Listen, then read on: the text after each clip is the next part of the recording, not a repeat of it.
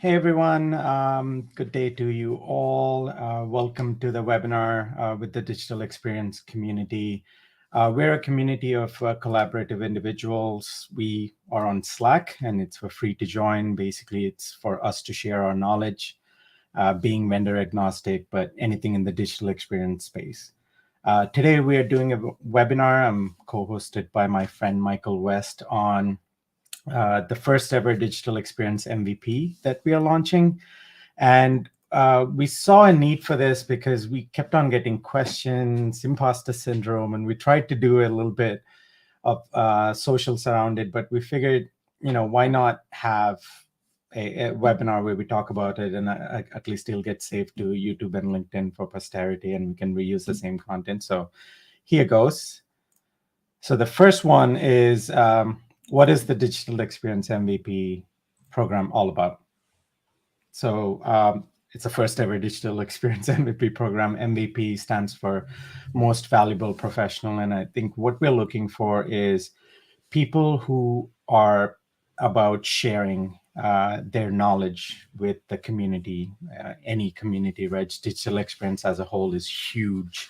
It can include customer experience, digital experience. It involves analysts, programmers, strategists, and all. So I think that the core of it is basically being able to share your knowledge with everyone around you in different modes, of course, and wanting to belong to a community.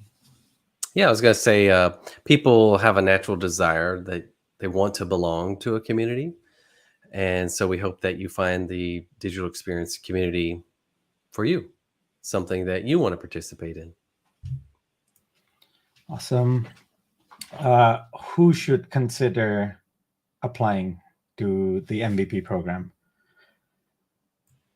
So anyone really, so if you're in the digital experience space, so you're a programmer working with multiple systems, DXPs, headless CMSs, monoliths, or you're a strategist, or you concentrate on content or strategy in terms of marketing, anything which is in the digital experience space, you could apply for it, or someone can nominate you for it. And again, the criteria mainly is around people who are there to be part of a community and share their knowledge, but anyone in the digital experience space as a whole in the entire world can apply for it. Yeah, just a couple other thoughts there. On the why should I consider applying? Of course, there's a lot of different places where you can achieve some sort of recognition, different vendor specific avenues. But what I really appreciate about this community is that it's much more broad reaching. And so it's not tied to a particular technology. It's more about who you are as an individual and how you contribute to the community at large. And so if you are not part of any community at the moment, if you don't share knowledge with members of any given community, this is a great time to start that. And I think the DX communities is the right place for that. I see what I did there, Michael. I jumped ahead to who, and you rightfully so corrected me on why you should apply for it. So for the who, I think I went through it a little bit more, but just to kind of clarify it a little bit, I'll read it some of the roles, but they basically are fully inside of the digital experience world, right? Any UX, user experience people, UI designers, front-end developers, back-end developers, full stack developers, content strategists, marketing strategists, digital marketers, product managers, DevOps engineers, accessibility specialists, cybersecurity specialists, and e-commerce specialists, and so on and so forth. You could see how broad of a role this captures. It's in the entire digital experience. So if you or your company partake in providing digital experiences for your customers and the people around the world, you would be someone who should be applying for this. All right. What are the key traits or categories that MVP nominees are evaluated on? Well, that's a fun one. Just to start with it, technical prowess, as Akshay would put it, So we want to celebrate, people with a, technology mindset, not necessarily the best at programming or the best at a particular product. It's more about your willingness to share what you know, and you're sharing technical related things. So we're going to celebrate technologists, developers, architects, someone who might be working in DevOps, who's helping to move forward these digital solutions that are being created. So once again, it's an emphasis on your technical knowledge, not necessarily that you're the best, but that you're willing to contribute what knowledge you do have. Another trait you could possibly have, so you need not have all of these traits, but we're just going through some of the traits you could have, is customer centric approach. So basically, in the digital experience world, every time you're working on a solution, a site, trying to solve a problem, you deal with it from the view of the customer. Like, how would a end user interact with this specific piece of technology? So we're looking for people who focus on customer journeys, the meaningful interactions, and trying to make it so that it's a positive one for the end users when they're interacting with these websites or apps, and then be loyal and help business growth, right? So that's another trait that we're looking for. Yeah, and finally, we want to recognize those who advocate for the community. So, are you collecting knowledge over here and sharing it with other members of the community? Are you fostering an environment where others are more willing to share? Do they want to participate because of who you are and what you like to do? We want to make sure that individuals who are contributing in the community feel like this is a community for them.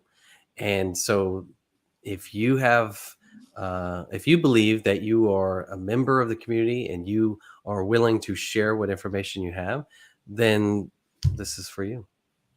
Cool. And then also to mention that at this moment, this is the first one, and we only have one category. So it's just a digital experience MVP. We tried not to split it into technology, strategy, or marketing, things like that at this moment in time. So the next question is, how can I apply or nominate? The best way to do this is by going to the website. So the website, if you don't already know what the website is, it is digitalexperience.community is the website. There is an MVP section in there. And then for 2023, we have a 2023 MVP page, and kind of talks about everything that we're kind of talking about in not as much detail.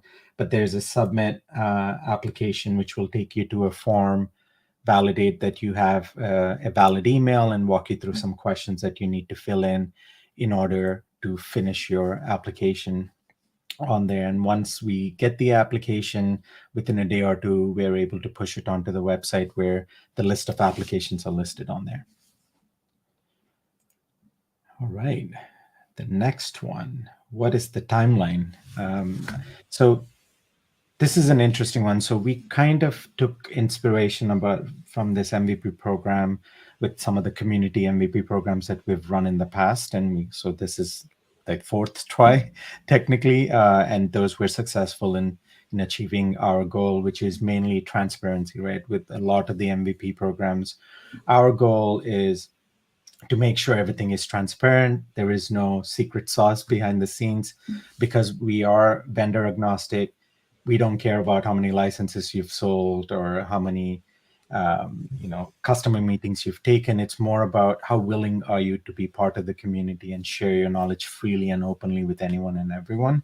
So we tried to make all of these stages pretty clear. And again, they're all listed on the website. But the first stage that we're currently in is we're accepting applications or nominations starting from October 11th to November 8th. So in this phase, you fill in the form, it gets added to the website. We're collecting all the applications during that phase. The second phase is the public elections, which will be run from November 13th to the 24th.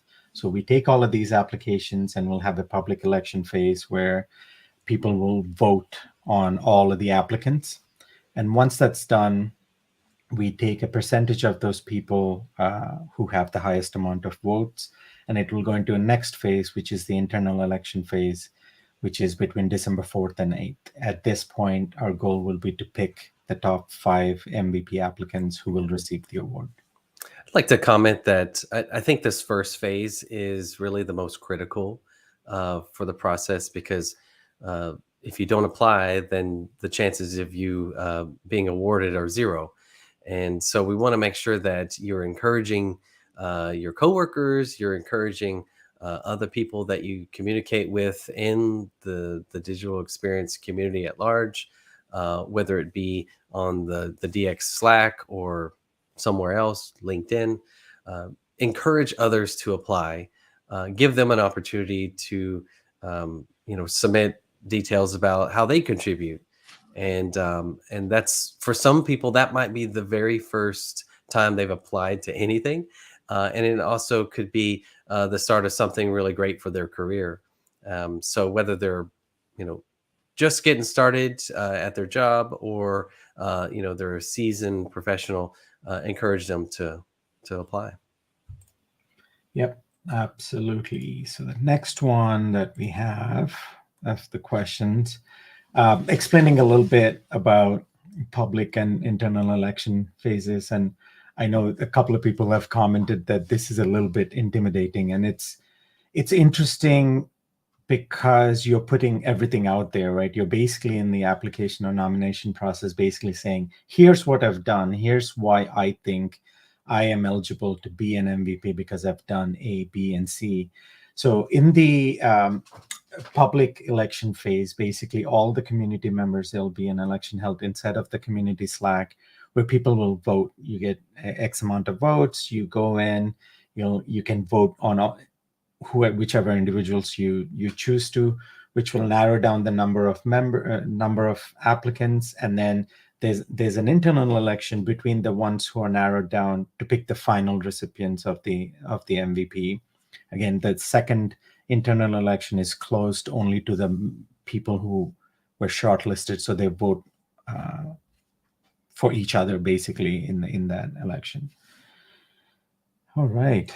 This is an interesting one, but we had a lot of people comment on this, and Michael and I were going back and forth. So I'm going to let him answer this, but there was a lot of interest in this specific question. I was sharing with Akshay earlier that I went to a kid's birthday party, and someone came up to me, was asking, what line of work I'm in, and brought up imposter syndrome. It's something that I think a lot of people will either feel personally, or they'll have been in a conversation with someone who has felt that way. I think it's important to understand that whether or not you feel like you're not very skilled at what you do, or that you have a lot to share, don't disqualify yourself just because you feel that way. One way to put it is, there's this phenomenon when people will self-doubt their skills, their accomplishments. They disqualify themselves when they're actually maybe the ideal candidate. This community operates independent of any particular product or vendor. And so if you're thinking, should I apply? You're probably already in a position where, yes, you should have already applied. We want those who want to fit somewhere, and they want to fit in this community. And so whether or not you, once again, feel like you're an imposter in the things that you're doing, you're probably the right person. Well said. So the next one is, what kind of contributions or activities are expected from MVPs? So again, the MVP application is open to anyone and everyone. You need not be in the community at this moment in time to be eligible to put in for an MVP application, right? As long as you're doing work in the digital experience as a whole, as a service across your organization or the world, you should be okay. But in saying so, I think we've said a lot, right? So we want you to be spreading your knowledge. And like Michael said, you don't have to be an expert at it. Even some of the basic things of, hey, here's how to set up X, or here's how I ran a campaign. Some of the simplest things are the most useful to the people around the world. So sharing your knowledge in terms of blogging, videos, on YouTube, or webinars, if you've done presentations, if you're helping people in and around the community, whether it's on Stack Overflow, whether it's on LinkedIn, whether it's inside of the Slack community, we're basically looking for people who are not afraid to share what they know. And that's the way I would put it. I don't know, Michael, if you want to. Yeah, we also like people who mentor others. That's a very critical role to play in your career and careers of others who may be early on. I know that when I work with interns, they need some mentorship to get them where they want to be, where they need to be. And if you were mentoring someone early on in their career, and that helps propel them into a future that they were really hoping to achieve, you should be applying. It's just no doubt in my mind that you should be applying. We want those kind of people in the community. And one last point is, you might be contributing in ways that we've not thought of considering. And so by you applying, give us that opportunity to say, hey, I could contribute that way too. Cool. Next one is, are there any restrictions or guidelines for MVPs related to promoting specific vendors or technologies? That was you, Michael. Yeah, I think the easy answer would be, if it's a specific vendor or technology, that's not a requirement to participate. We're really looking for anyone and everyone who is willing to share what information they have, what experiences they've had. So there's no preferential treatment to vendors. There's no preferential treatment to those who might be MVPs in other communities. It's more about, what are you doing for the digital experience community at large? That's where we want to put the emphasis.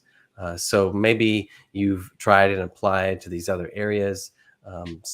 Vendors, technologies, products in particular, they require you to have access to those systems.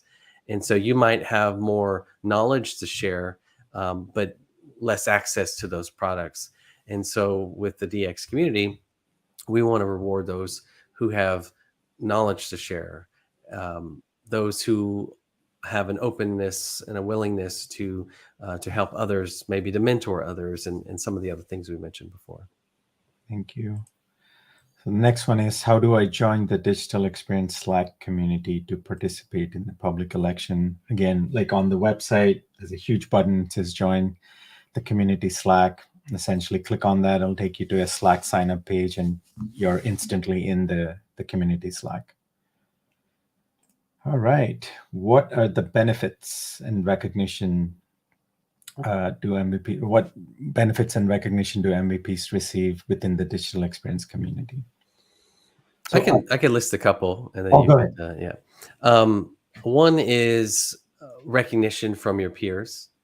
So if you apply, when Akshay brought up about the public stage in which others are nominating you or sort of voting for you, I think on a personal level, knowing that other people read my application and voted on me is rewarding.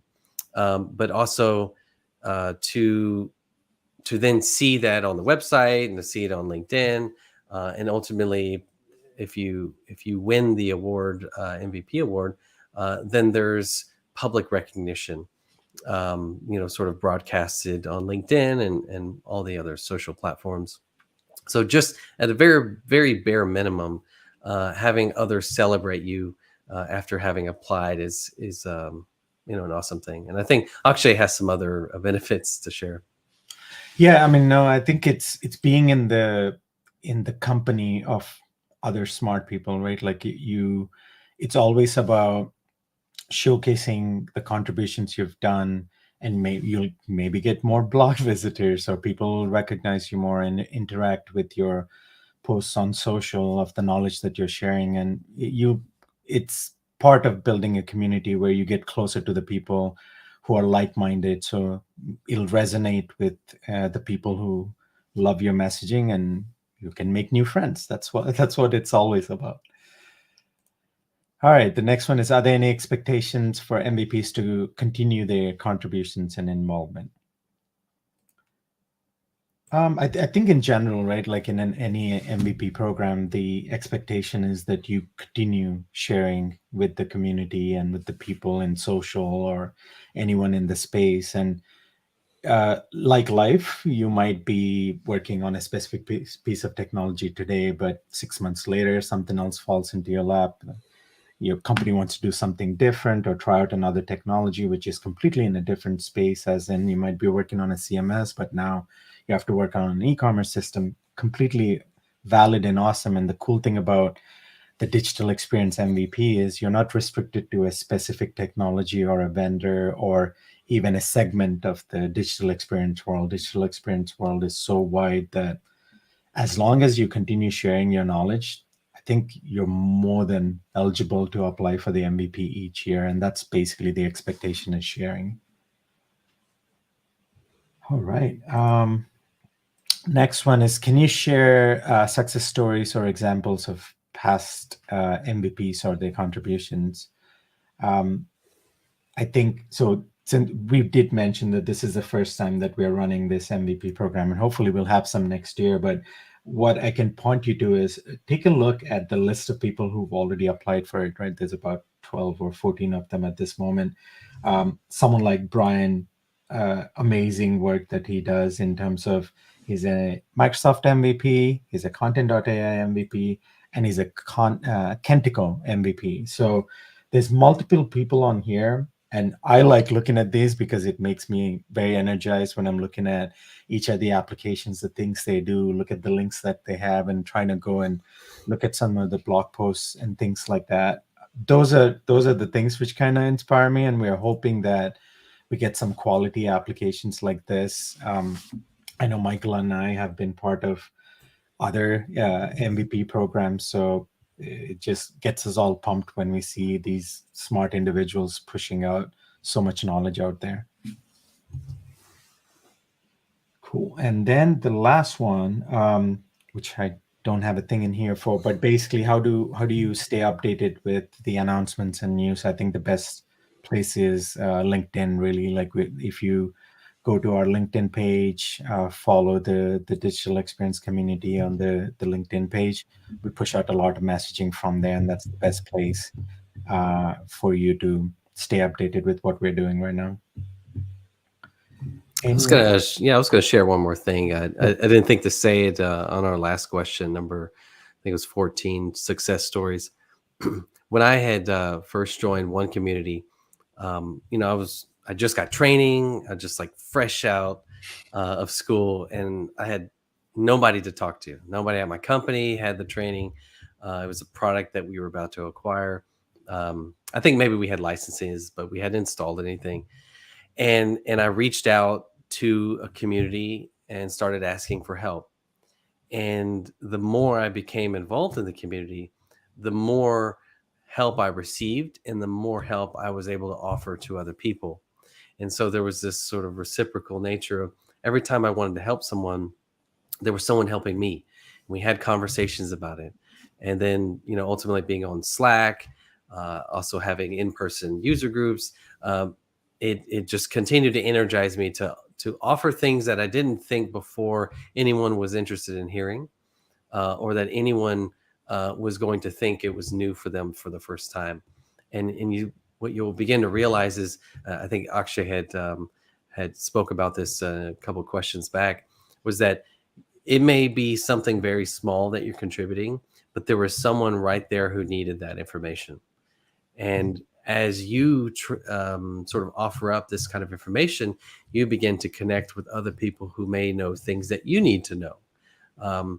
Someone will, I've been to conferences where someone came up to me and said, "Hey, this thing you shared helped me," or "You've inspired me to blog on my own." And so that's energizing, that's exciting. And ultimately, I was encouraged to apply for MVP awards.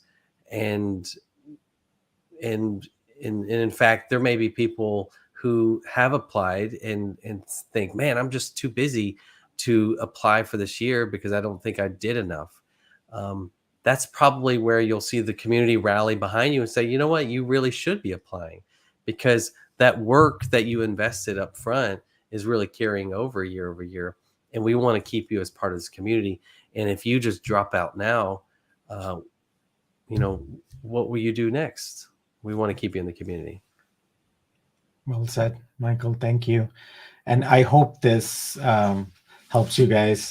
Thanks, Michael, for joining me for this. And I know it's a working day, but we really thought this was the right time to answer a lot of these questions because we were getting them so often from people wanting to apply but not Yeah. wanting to apply. And hopefully it'll be helpful and it'll be there for posterity. So it'll get pushed. Thank you so much and have a good rest of your day, everyone. Thank Thank you. you. Bye.